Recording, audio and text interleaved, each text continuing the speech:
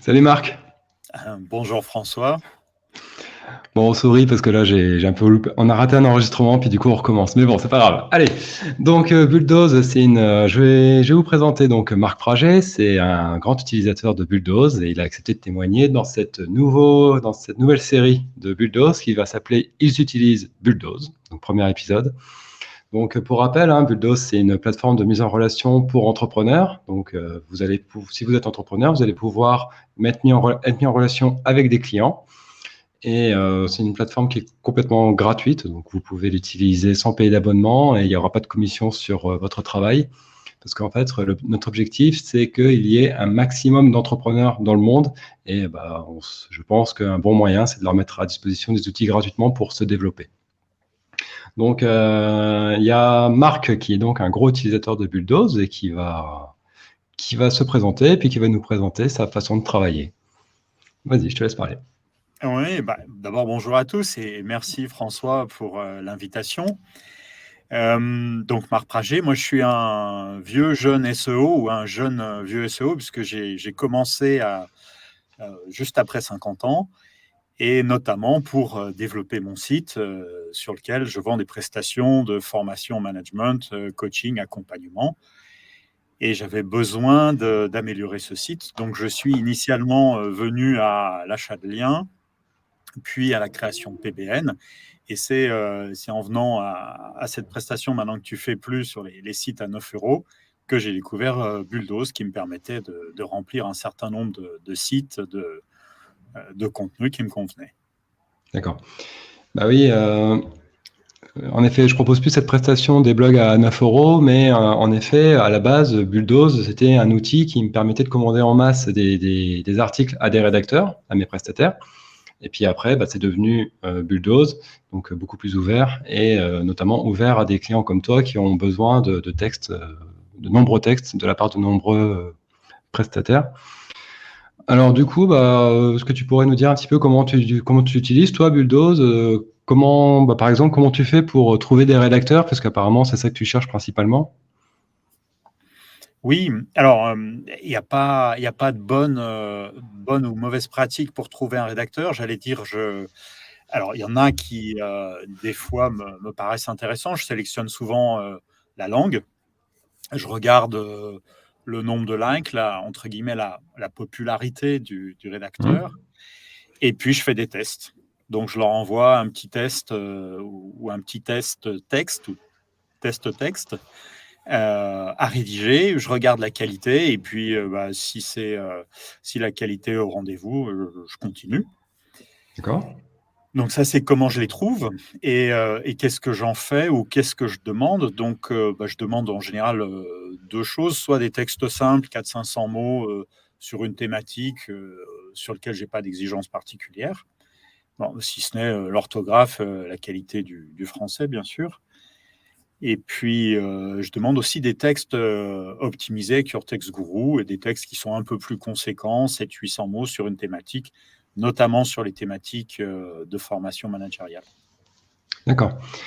Et pour toi, apparemment, enfin, j'ai l'impression qu'il y a beaucoup de clients qui me parlent beaucoup de ces likes, et j'ai l'impression que c'est vraiment le critère numéro un, c'est à savoir si un rédacteur a déjà été liké par d'autres clients.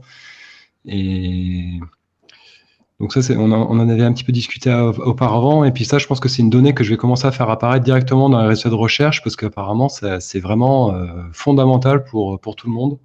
Et du coup, bah, notre discussion qu'on a eue avant, elle avait permis de mettre un petit peu ça en avant, et c'était intéressant. Et du coup, du coup, tu gères combien actuellement de rédacteurs via Bulldoze? Alors, d'actifs, là, actifs entre guillemets préférés, j'en ai une demi-douzaine qui sont répartis dans différents pays, hein, donc on peut les citer. J'ai deux, trois rédacteurs au Bénin, un au Sénégal et un ou une à Madagascar.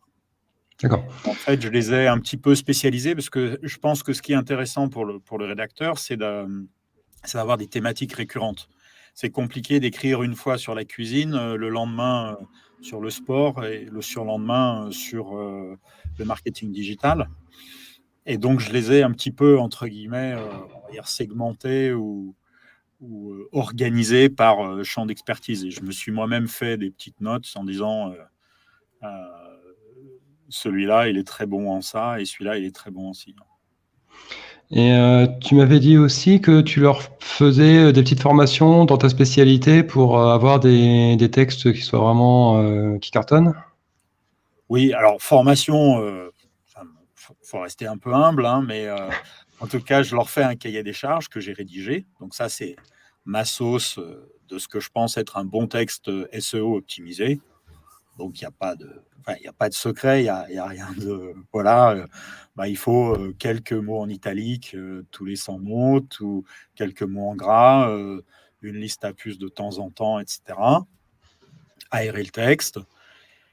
Et puis après, il faut, si c'est un texte optimisé, il faut utiliser un logiciel d'optimisation. Alors, celui que je préfère, moi, aujourd'hui, c'est Your Text Guru. Donc, je donne les consignes de rédaction Your Text Guru pour les rédacteurs. Et puis, je vérifie avant la mise en ligne que le, le texte produit correspond en termes d'objectifs Your Text Guru. Hein. Donc, si on se dit, par exemple, que c'est 60, je vérifie qu'ils sont à 60 et je vérifie aussi que c'est pas du bourrage de mots-clés.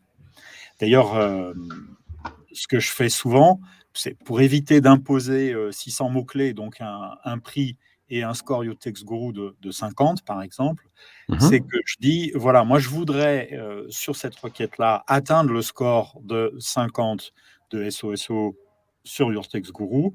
Pour vous, combien ça va vous prendre de mots? Et c'est le rédacteur qui choisit. Et derrière, et quelque part, c'est la valorisation de son prix.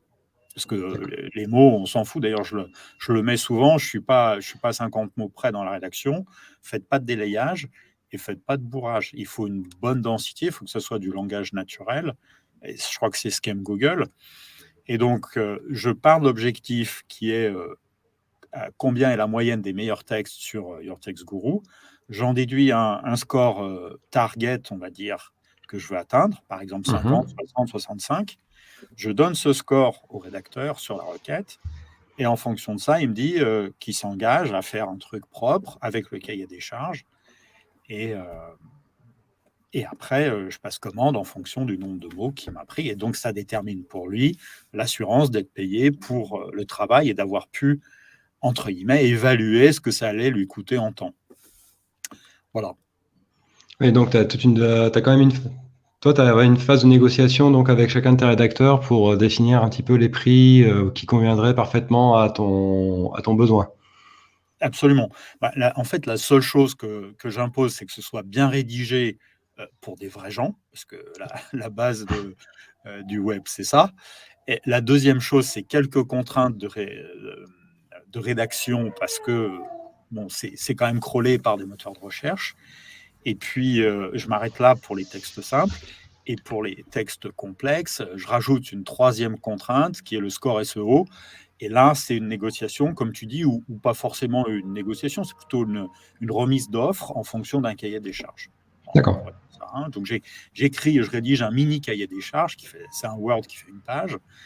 Et puis, eux se débrouillent et me cotent, entre guillemets, cette exigence. Alors, des fois, je t'avoue que j'ai l'impression d'être un peu casse-pied, mais en même temps, si tu veux que les sites se positionnent, il faut être exigeant. Et voilà, la confiance n'exclut pas le contrôle, comme on dit. Hein. Ah oui, tout à fait, c'est vrai.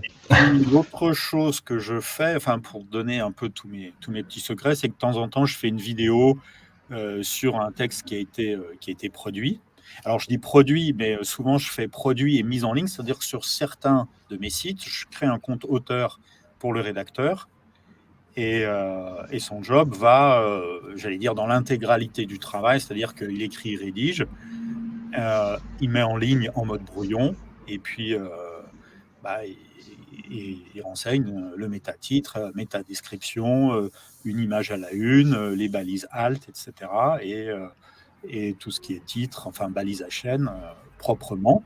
Et c'est tout ça que j'achète.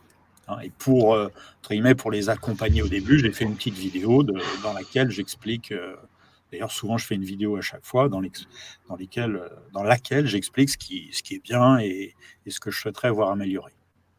Et D'accord. puis, Le format vidéo te permet de gagner du temps par rapport à un retour écrit?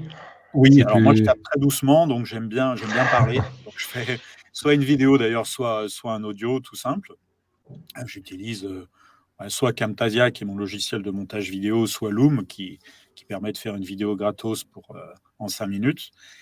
Et voilà, donc ça va très vite, améliorer ça, attention, ça. Et puis là, je partage mon écran et je montre comment j'aurais fait.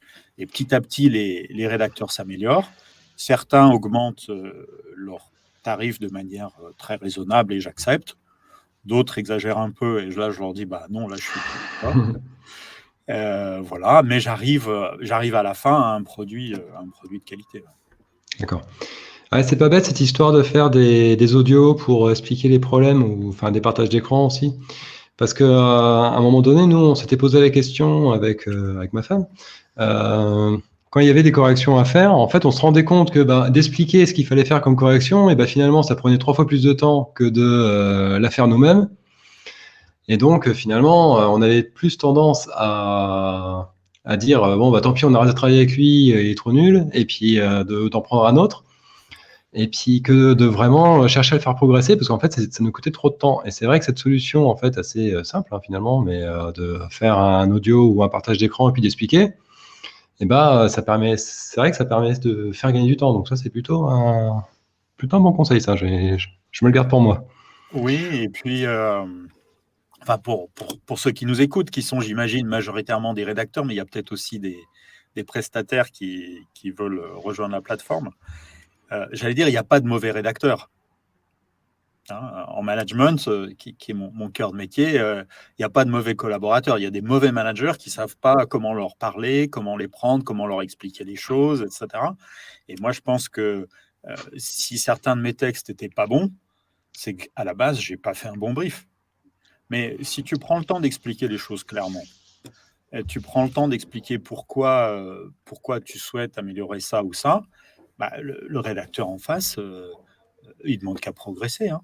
Oui, bien Mis à sûr. part quelques gens dont le niveau de français est trop moyen pour qu'ils puissent s'améliorer. Mais à mon avis, qui aurait besoin de passer les Voltaire ou de retourner faire des études de langue. Mais la plupart, ils rédigent très bien, ils rédigent sans faute. Et il y a juste, on appelle ça du fine-tuning, enfin c'est des petits ajustements à la marge. Et c'est vrai qu'il y en a un, tu vois, avec lequel je travaille depuis plus d'un an. Et le temps que j'ai passé au début, aujourd'hui, il est largement amorti. Donc en fait, D'accord. c'est un peu un accompagnement. Et ouais, tu utilisais le mot de formation. On peut dire que c'est de la formation, hein, si tu veux.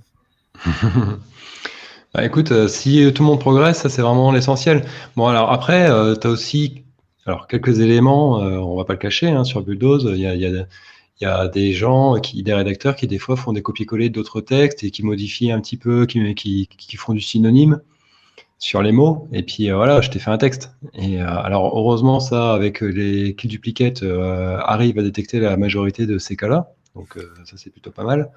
Mais bon, je crois qu'aussi que tu es dans un secteur assez pointu, alors du coup, c'est peut-être pas si facile que ça d'aller pomper les textes des autres.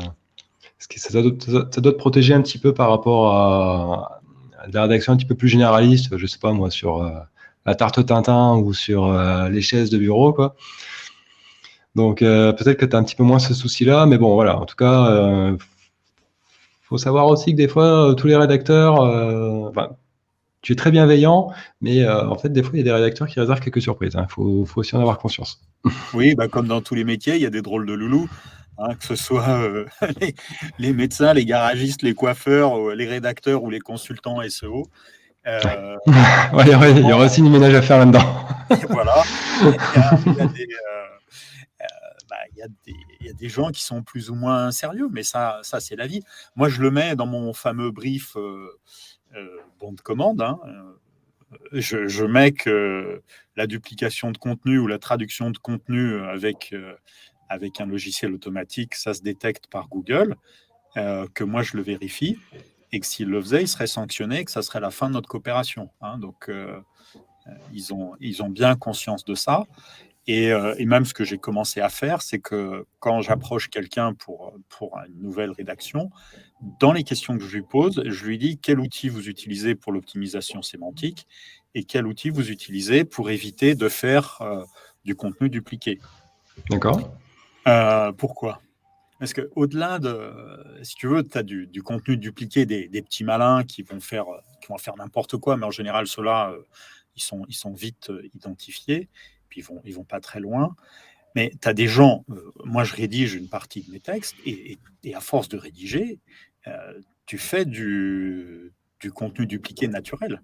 À force de raconter la même histoire sur la formation managériale, sur l'outil DISC, sur le coaching de dirigeants, moi je me rends compte que le chapeau de mon premier article, c'est incroyable la façon dont je peux écrire toujours plus ou moins la même chose. Et donc heureusement qu'il y a les outils de vérification de duplicate content, et c'est vrai qu'il y en a un qui est inclus dans ta plateforme à un prix très raisonnable. Heureusement qu'il y a ça. Parce qu'il y a des rédacteurs qui pourraient faire du duplicate sans le vouloir. Et donc, si le gars dit bah, moi j'utilise DupliChecker ou moi j'utilise ceci, cela, ça montre qu'il a déjà un certain niveau de maturité et de conscience. Voilà, la duplication, c'est entre guillemets, c'est un des risques du métier du rédacteur qui rédige. Qui rédige bien, quoi. Même s'il rédige bien, il peut potentiellement faire du dupliqué. Et si tu veux, je vais te partager une petite anecdote. Au début sur la plateforme, donc j'avais beaucoup de textes à rédiger sur le profil DISC. Et j'avais trouvé un rédacteur qui était pas mal. Et toi, tu as une coche sur le site, commander plusieurs versions de ce texte. Ouais. Et je me suis dit, ah bah tiens, ça c'est génial. Le gars, il va trouver la même thématique plusieurs fois, il va faire une économie, donc il va bien travailler, il va avoir le temps de creuser le sujet. Donc je commence 6 textes de 500 mots sur la thématique en question. Il me donne le montant et il commence la traduction. Et je reçois un premier texte, très bien. Puis je reçois un deuxième texte 15 jours après, très bien. Et puis après, je ne reçois plus rien. Alors j'attends.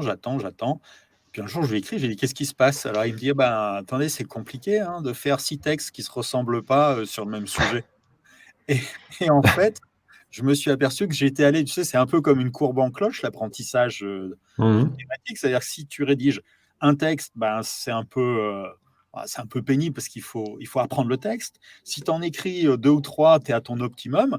Mais si tu en écris une dizaine sur le même sujet, à la fin, tu sais plus quoi écrire. Et du coup, je me suis limité dans les commandes à 3 textes sur le même sujet, quoi. Enfin, sur la même expression clé. Parce qu'après, le rédacteur, il devient neuneux et en fait, c'est ma faute, quoi. Ou alors, ça lui prend un temps infini. Et tout ça est un signe, un gage de qualité, parce que ça veut dire que le gars, il fait attention à ne pas faire du dupliqué. Tout à fait. Alors après, il y a des méthodes pour rédiger plusieurs textes sur le même sujet qui consistent, par exemple, on va lister toutes les idées qui sont liées à ta méthode DISC, par exemple. Ouais. Et on sait qu'on doit rédiger 10 textes, par exemple. Et au lieu de rédiger sur toutes les idées, on va en prendre 3-4 et on va développer uniquement ces idées-là. Et puis pour le deuxième texte, on va prendre les 3-4 suivantes, on va rédiger uniquement sur celle-ci. Et puis après, on va mixer les idées, on va prendre celle-ci, celle-ci, celle-ci, et puis hop, on va faire un texte avec. Alors du coup, on n'a jamais un article qui traite de l'intégralité du sujet, mais on a plusieurs articles qui vont traiter de 3-4 idées sur le sujet. Alors voilà, il y a des petites méthodes comme ça, des petits trucs qui permettent de démultiplier les textes tout en évitant de faire trop de toujours. Alors du coup, il y a une même idée qui va être remâchée plusieurs fois dans chaque texte, dans plusieurs textes. Mais bon, voilà, du coup, ça permet de démultiplier en évitant un petit peu le duplicate. Mais bon, si on n'a pas appris ce genre de méthode d'avance au rédacteur, c'est pas forcément... il faut déjà être un petit peu tordu pour imaginer ce genre de choses, quoi. Donc, s'ils sont pas habitués de travailler comme ça, forcément, il faut commencer par faire un texte qui contient toutes les idées, et puis après, finalement, il n'y a plus de cartouche, quoi. Donc, oui. Donc ça, c'est un tips, en fait, que tu donnais pour les rédacteurs. Voilà. Ouais, mais même pour toi, si tu veux vraiment faire plusieurs textes, tu peux donner des plans comme ça. Et tu donnes un plan, et puis tu dis, bon, bah voilà, vous allez me parler de cette idée, cette idée, cette idée. Et puis, comme ça, tu lui en donnes plusieurs, et puis il va pouvoir rédiger plusieurs textes sur le même sujet, avec à chaque fois des approches un peu différentes. Ouais, d'accord.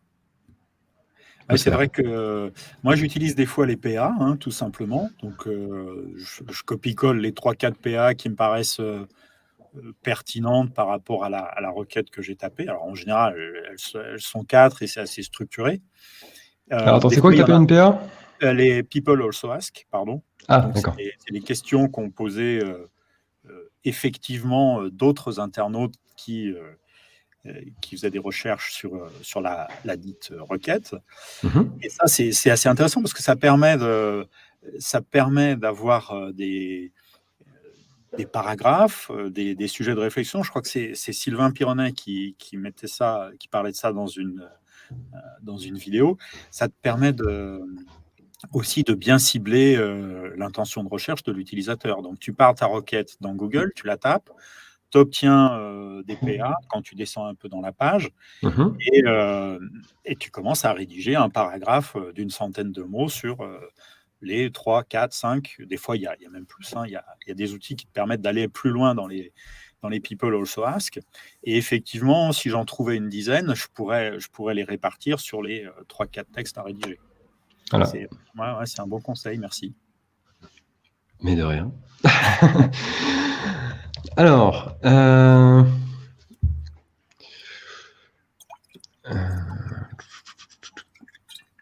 à part Your Text Guru, il y a d'autres outils que tu utilises pour tes rédacteurs, enfin.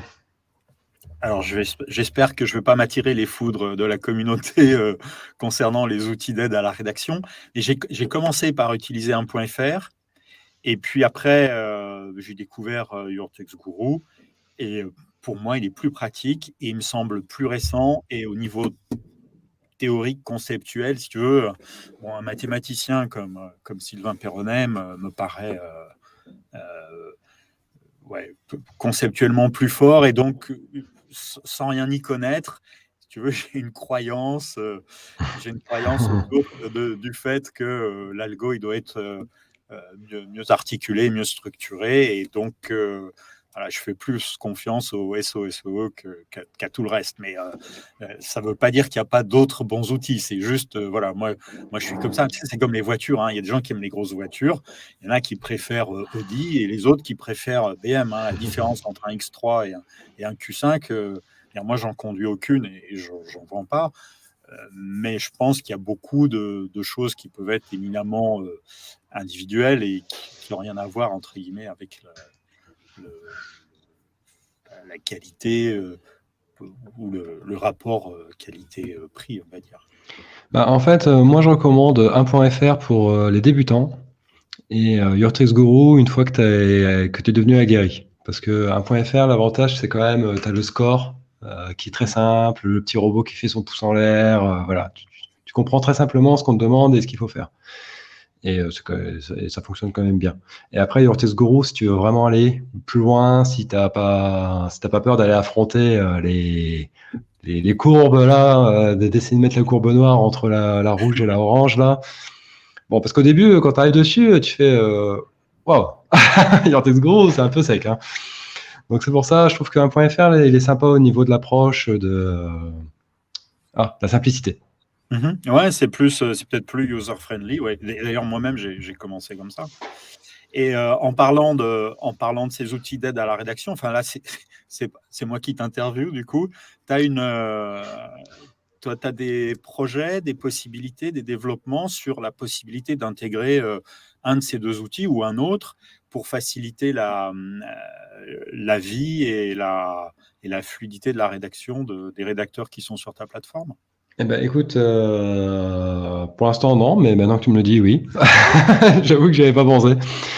Et bah écoute, pourquoi pas. Après, bah, il faut que je vois avec Sylvain et puis alors, il veut pas que je dise son nom, le fondateur de 1.fr. Donc il faudra que Okay. il aime la discrétion. Donc je demanderai à ces personnes s'il y a moyen de faire quelque chose, mais bah ouais, pourquoi pas. Écoute, si ça peut être utile, Je vois pas de raison de ne pas le faire, sauf si c'est pas possible, sauf s'il n'y a pas moyen de le faire, quoi. Ouais, bah, techniquement, j'allais dire, je te laisse voir, mais d'un point de vue, ergonomie, qualité, ça, pour moi, ça représenterait un vrai bond en avant de ton outil, quitte à ce que cette fonctionnalité supplémentaire soit payante en fonction du nombre de mots, d'une contribution quelconque. Mais pour moi, c'est un vrai plus. Que Parce ce qu'en soit fait, ça t'éviterait les copier-coller, en gros, c'est ça, entre les outils? Ouais, et puis ça m'éviterait d'avoir à prévenir le gars, à vérifier, à, à former les personnes, à insister. Ils pourraient mettre dans leurs compétences, j'utilise, et puis ils mettraient la coche de l'outil de l'aide à la rédaction qu'ils connaissent. Et puis moi, je pourrais vérifier le score comme je le vérifie avec ton outil de duplication de contenu. D'accord. Et par exemple, je te réglerais X centimes d'euros les 100 mots ou en fonction du texte. Voilà, vous avez vérifié sur la requête machin les 800 mots du texte, le score Your Text Guru SOSO est de temps, DSEO est de temps, et puis boum, validé. D'accord. Bah Et, écoute, je vais y réfléchir. C'est une piste super intéressante. Et puis bon, bah là, je vois que clairement il y a un cas d'utilisation, donc ce que j'étais devant moi. Donc bah ouais, je vais regarder ce qui est faisable. Alors, je te promets pas de délai, hein, parce que c'est quand même des développements qui sont pas évidents. ouais. Et mais par contre, bah, au moins je peux regarder. Puis je donnerai des nouvelles dessus au fur et à mesure des semaines là sur Bulldoze Hebdo. Ah, super. Alors, tu m'avais dit que tu utilisais pas trop Bulldoze Netlinking. Pourtant, tu m'avais connu en faisant de l'achat de biens, je crois. Alors du coup, pourquoi n'utilises-tu pas Bulldoze Netlinking? Alors, de vérité, alors je te regarde dans les yeux, je vous regarde dans les yeux. Alors, plus sérieusement, j'ai commencé à acheter des liens sur une autre plateforme D'accord. que je trouve très bien. Alors, je suis toujours un peu dans la difficulté parce que je ne sais pas si on a le droit de citer une marque commerciale ou s'il faut en citer un Ah certain bah, nombre. si t'en dis du bien, je pense qu'il y a personne qui t'en voudra, hein. D'accord. Alors, moi, j'ai commencé sur la plateforme de Jackie, Links Garden. Ah non, mais non, pas eux. Non, je plaisante. Voilà, et j'en étais et j'en suis toujours très satisfait. Mais ouais, non, parce qu'après, le risque, c'est que les gens disent attendez, vous êtes dans le placement de produit. Donc, non, je ne place rien. Et puis, j'en achète suffisamment peu pour pas être un client important. Mais moi, j'ai commencé, en fait, je ne t'ai pas trouvé par l'aspect netlinking. Je t'ai trouvé par la constitution ou la création de mini-blog PBN à 9 euros. Et j'ai entendu parler de ça sur c'était un échange YouTube, je sais plus lequel, et je suis allé voir et j'ai dit mais ça c'est super, ça correspond parfaitement à mon profil de SEO qui n'a pas une grosse connaissance technique, qui est nul en code et qui met des heures à faire un paramétrage WordPress. Et donc je vais acheter ces mini-sites que tu fais plus aujourd'hui. Je les regrette, mais bon, c'est comme ça. Et, de toute façon, maintenant, j'en ai quelques-uns, donc j'ai de quoi tenir avant de trouver une autre solution. Et après avoir trouvé ces sites à 9 euros, je suis venu sur la rédaction sur Bulldoze. Et un jour, j'ai découvert la plateforme de netlinking. Voilà. Et c'est vrai que je ne l'ai pas utilisé, et c'est vrai que ça peut être intéressant. Et voilà, ça va peut-être se faire. Mais j'avais discuté au SEO Campus avec justement Jackie de la plateforme Links Garden, bah, pour voir s'il y avait moyen qu'on fasse des choses ensemble pour que lui, par exemple, il mette bah, tout simplement qu'il puisse commander à partir de Bulldoze, enfin que les gens puissent commander à partir de Bulldoze des liens chez lui. Et voilà, ça aurait été une mise en relation qui aurait été faisable. Donc pour l'instant, on n'a pas l'air discuter, mais bon, bah, en tout cas, on avait dû commencer à avoir ces discussions-là. Donc tu vois, il n'y a pas de problème, tu peux parler de Links Garden. Ok. Puis on avait fait un projet avec Jackie il y a quelques années sur Pokémon Go. Ça a été une aventure très sympa. Alors, Donc, il y a une question qui va être récurrente maintenant, c'est le futur de Bulldoze. Quel serait ton Bulldoze idéal? À quoi tu voudrais que ça ressemble dans quelques années? Donc, Alors, voilà. euh, ouais. Alors, le, alors d'abord, moi, je suis à la recherche de textes dans d'autres langues, et notamment en anglais. Et puis là, j'ai un projet sur une villa pour un client. Enfin, j'ai terminé la partie française, les textes sont bien optimisés, ça, c'est en ligne depuis hier, je crois. Et il faut que je me mette au néerlandais. Alors, tu as néerlandais dans un certain nombre d'outils d'aide à la rédaction, mais je ne sais pas où trouver un rédacteur néerlandais. Alors, il y a des plateformes, hein, il y a Fiverr notamment, mais avec la spécificité de Bulldoze. Donc ça serait bien de pouvoir plus clairement identifier les langues de rédaction comme langue natale des rédacteurs. Hein, et que ça Ah soit oui, pas d'accord. un truc, Langue oui, natale, oui, d'accord. Ah, voilà, d'accord. moi j'ai besoin d'acheter 10 textes sur demeure de charme en France, gîte 5 étoiles, villa à louer avec piscine, et tout ça je peux trouver sur Bulldoze en français. Je peux chercher en anglais, ça va être un peu plus délicat, et en hollandais, je ne sais pas comment faire. Alors que j'ai les outils, par exemple dans Your Text Guru, pour faire ça. D'accord. Ça serait des axes de développement pour moi, pour Bulldoze demain. L'autre chose, c'est que des fois, moi, j'ai besoin de services un petit peu en plus. C'est-à-dire que quand je fais rédiger un texte, suivant la maturité pressentie du rédacteur, je lui fais son compte auteur et je lui donne ou pas la possibilité de le mettre en ligne et de me facturer pour cette prestation. Donc intégration, métatitre, etc. Faire un truc bien propre, bien joli, que j'ai plus qu'à vérifier le score, vérifier l'orthographe, lire en travers et appuyer, et je mets 10 minutes, quoi. Et il y a un très bon texte. Et pour faire ça, pour être intéressant de payer la personne pour du temps. Par exemple, faire le netlinking. Hein, des fois, tu as un PBN, tu as 10 textes sur des sujets de management. Bon, ça va me prendre 15 à 20 minutes pour faire un netlinking, on va dire, intelligent. Bon, sinon, je sais qu'il y a des plugins WordPress, enfin, il y en a un en tout cas. Mais le mieux, ça serait qu'il y ait quelqu'un qui réfléchisse et qui est mieux placé que le rédacteur des 10 textes.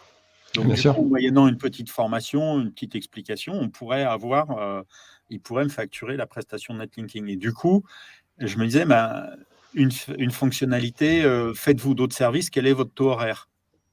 Voilà.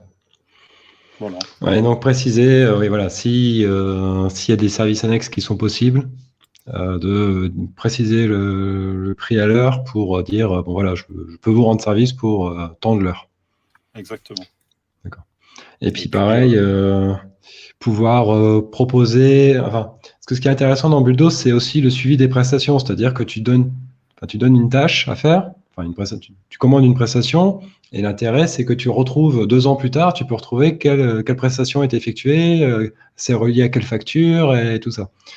Et ça, on avait discuté aussi un petit peu, la possibilité de créer une tâche, enfin, une prestation un peu universelle, c'est-à-dire que ce ne soit pas seulement de la rédaction ou du netlinking, mais que voilà, tu puisses dire, bah voilà, j'ai besoin d'une prestation, tu lui donnes ton titre, je sais pas moi, publier des articles sur un WordPress, et puis tu écris ton brief, et puis tu dis, je pense que ça va prendre 3 heures, donc vous facturez, je sais pas moi, 10 euros de l'heure, donc ça fera 30 euros. Est-ce que vous acceptez? Donc ça pourrait être quelque chose comme ça. absolument. Et tu as ça dans les grosses structures qui produisent beaucoup de textes. Tu as t'as des rédacteurs, on va dire, in-house, quoi, qui font que de la rédaction pour la société, qui sont souvent rattachés aux responsables SEO. Et bah, les gens, ils sont pas payés à l'heure, ils sont payés au mois.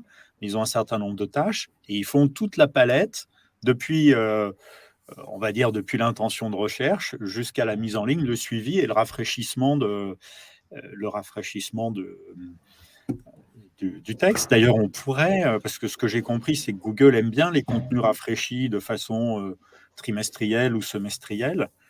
Donc, on pourrait imaginer une prestation avec le rédacteur a rédigé les textes, de reprendre la facture, de reprendre la commande, de voir qui a écrit quoi, et d'écrire au rédacteur qui a écrit les 4-5 textes, de dire, ben voilà, maintenant tu me passes le score d'optimisation de 60 à 80, en faisant attention que le danger d'optimisation augmente pas plus de temps.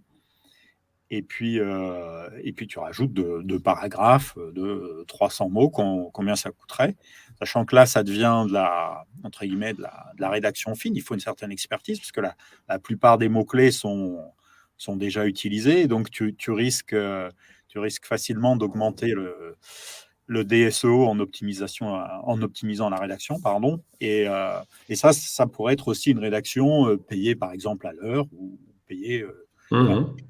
Mais pour moi, c'est un sujet. En tout cas, je reviens régulièrement sur mes pages principales.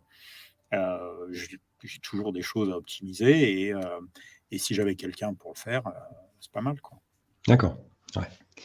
Alors sinon, pour revenir à ta partie anglophone, et comme quoi tu aurais voulu qu'il y ait plus de rédacteurs de différentes nationalités qui ont la langue native. En fait, aujourd'hui, je ne propose pas encore dans d'autres langues Bulldoze, parce que j'estime que Bulldoze n'a pas atteint le niveau de maturité nécessaire pour aller s'exporter dans les autres pays et les autres langues.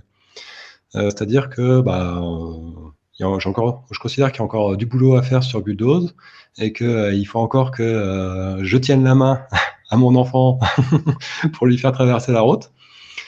Et si je l'envoie dans d'autres langues, et du coup, je vais me retrouver avec des gens qui vont avoir des problématiques plus compliquées à traiter pour moi, parce qu'il va falloir, il va y avoir tout un effort de traduction et de compréhension de la culture. Parce que je vois bien, déjà, rien que quand je suis en contact avec des rédacteurs au Bénin ou malgaches, il n'y a pas le fossé de la langue, mais il y a quand même le fossé de la culture. Et des fois, c'est plus difficile de se comprendre, parce que on n'a pas les mêmes références. Alors déjà, tu vois que dans la même langue, des fois, je ressens cette différence-là, et que c'est un problème pour bien comprendre comment améliorer Bulldoze. Alors j'imagine pas si c'est avec des Néerlandais, avec des Allemands, ou ce que tu veux. Alors du coup, je préférerais d'abord que Bulldoze soit vraiment plus mature, et tu vois, par exemple, tes demandes là, qu'elles soient déjà traitées, et avant de commencer à scaler et à envoyer vraiment dans toutes les directions. Ça sera fait un jour. Mais d'ailleurs, tu avais une histoire avec un Pakistanais, là? Oui. Alors, donc, moi j'ai déjà besoin de textes en anglais, donc je t'avais parlé de ça. Ça, c'est le côté pratique de Bulldoze. En fait, j'ai trouvé un bon rédacteur sur Fiverr. Et alors d'abord, le taux de commission est élevé, hein, et puis après, il propose de rajouter un tip, ce qui augmente encore. Et moi, je mettais souvent un petit pourboire, parce que son travail était bien fait. Puis un jour, je lui ai dit, vous ne voulez pas quitter cette plateforme, et puis je vous invite sur une autre plateforme qui est en français. Je vous explique en quelques mots comment ça fonctionne, et c'est vous qui définissez votre prix, et voilà. Puis moi, ça me simplifie, parce que j'ai moins de factures, tout est plus simple, quoi. D'accord. Il a accepté, donc il s'est enregistré. Alors je ne sais pas où et je ne sais pas comment. Et moi, je le trouve par son prénom. Et c'est un type qui rédige très bien en anglais. Et il fait plein de choses pour moi. Donc je lui passe des commandes via Bulldoze. Donc c'est un peu entre guillemets, c'est un peu un intrus. Mais non, il est rédacteur, il a sa place sur Bulldoze. Bon, alors après, il parle pas français. Alors du coup, c'est un peu bizarre dans une interface qui est 100% français. Mais bon. Je crois qu'aujourd'hui, c'est facile, hein, traduire du français à l'anglais avec DeepL ou Ultran, tu vas vite comprendre. Mais en tout cas, il a tout à fait compris le process. Et voilà, parce que le Pakistan n'est pas évident ce sont des très bons linguistes, hein, les Pakistanais et les Indiens. Ils écrivent très bien l'anglais. Et en tout cas pour les bons rédacteurs, mais ils ne sont pas si évidents que ça à trouver. Et du coup, voilà, je l'ai importé sur la plateforme. Alors du coup, cette histoire-là, moi, déjà, elle me plaît beaucoup, parce que c'est quand même fort de faire qu'il y ait des Pakistanais qui travaillent sur Bulldoze, qui est 100% français. Alors déjà, moi, je trouve ça assez... pour moi, le fondateur, c'est formidable. Et puis aussi, quand j'avais créé Bulldoze, j'avais imaginé qu'il y aurait des entrepreneurs qui feraient cette démarche de dire à des rédacteurs, non, moi je préfère que tu travailles sur Bulldoze, inscris-toi. Ouais. Mais entre l'imaginer au début d'un projet et sa concrétisation, effectivement, un entrepreneur français qui va chercher un Pakistanais et qui le ramène sur la plateforme, waouh, et ben ça fait vraiment plaisir parce que tu te dis, waouh, ça s'est réalisé, quoi, tu vois. Alors moi, je l'ai pas fait, mais voilà, ça s'est fait. Tout ce que j'ai mis en place, finalement, ça a fonctionné. Et bah voilà, je trouve ça vraiment encourageant pour moi. Je trouve ça super pour ton Pakistanais, parce que du coup, bah, vous distribuez moins de commissions aux autres et puis il va me vivre mieux. Et donc voilà, donc ça c'est vraiment une jolie histoire pour moi en tout cas. Et puis bah, j'espère qu'il y en aura d'autres avec plein d'autres gens dans d'autres pays et puis que ça se passe. Mais bon, tu pourras dire à ton Pakistanais qu'un jour Bulldoze sera en anglais et qu'il pourra travailler de façon beaucoup plus fluide. Peut-être même en pakistanais, hein, pourquoi pas. Il n'y a pas de raison. Ah, bah, je lui ferai le message, écoute. Ouais. Il pourra traduire, comme il connaîtra bien l'interface, il pourra s'occuper de la traduction en pakistanais. Donc voilà, alors je ne sais pas si tu veux encore dire quelque chose ou si on a fait le tour. Une petite anecdote, j'ai une collègue qui est rédactrice, hein, qui n'est pas sur les plateformes, d'ailleurs, qui a énormément de boulot. Elle était journaliste print pour un grand quotidien économique et elle a un client qui voulait absolument lui recommander un article qu'elle n'avait pas envie de faire sur un sujet qui ne l'intéressait pas. Et le gars, il lui a lâché... elle a été payée 600 € pour l'article qui faisait 1000 et quelques mots. Et il y avait encore l'agence qui mettait une marge dessus, tu vois. Donc, le client a été... Ouais, donc on est à un prix au mot au-dessus de 30 €. Voilà. Moi, je trouve ça génial que les gens qui sont vraiment pointus, experts et très forts dans leur domaine gagnent très bien leur vie. Et c'est normal. Il n'y a pas de raison. Mmh. Non. Ok. Bah écoute, je te remercie pour tous ces retours, Marc. Donc, merci pour l'invitation, François. Et puis bah, je te dis à bientôt sur Bulldoze avec plein de Pakistanais. et des langues étrangères un jour. D'accord, pas de problème. Allez, à plus.